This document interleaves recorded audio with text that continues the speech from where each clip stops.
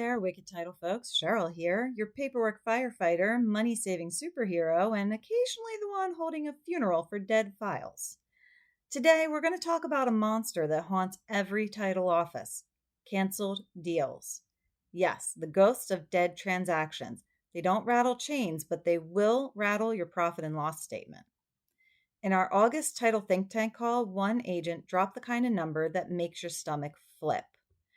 20% of their files canceled. 1 in 5 gone. That's not just emotionally painful, but financially. HOA payoffs, lien searches, software fees, courier fees, hundreds of dollars down the drain every time. And if you have ever stared at a canceled file and thought, well, there goes another $100 I'll never see again, you are not alone. Others chimed in. 5, 10, 15%, no matter the number, the vibe was the same. Ouch. Heather nailed it when she said, "We seem to be the only industry that's okay getting screwed out of expenses.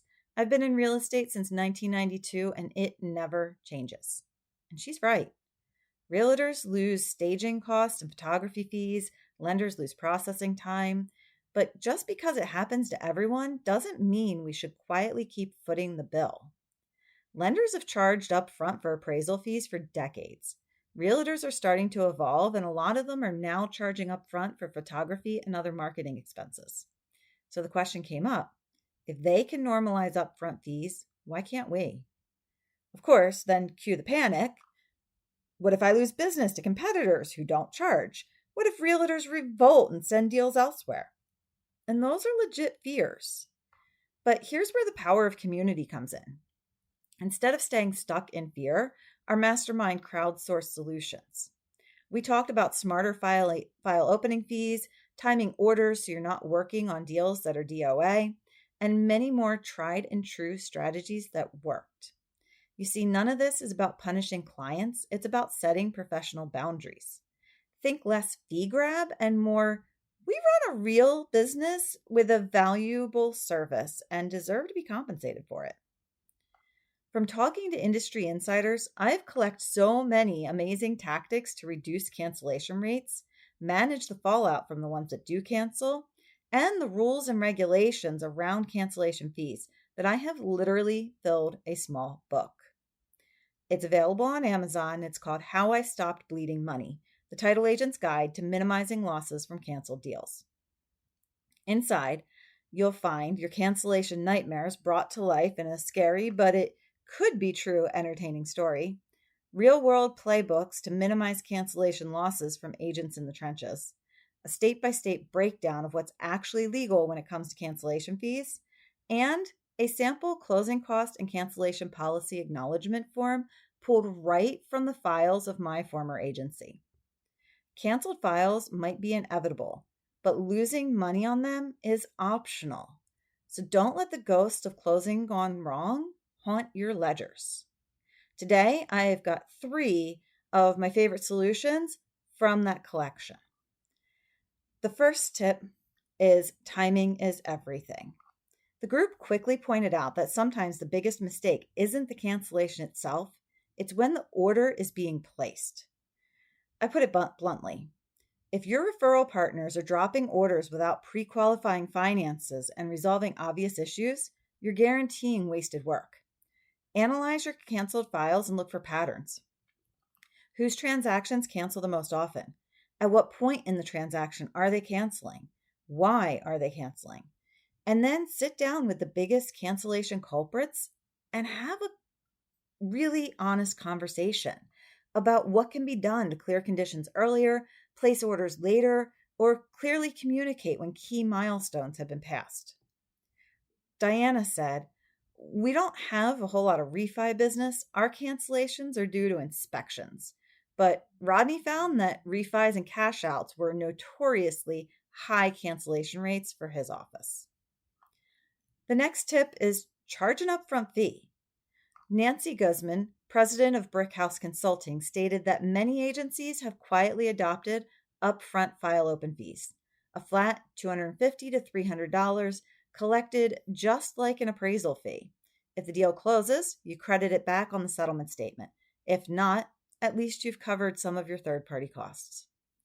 It is important to note that rules and regulations regarding the legality of charging a cancellation fee vary from state to state, and there can be a difference between an upfront fee and a cancellation fee. But don't worry, I have you covered. I researched the regulations for all 50 states and compiled the list in my new book. So let's talk a little bit more about an upfront fee versus a cancellation fee. There can be a very important distinction between the two when it comes to the law, even though both may help you achieve the same end. And there's two key differences here. The first one is the name.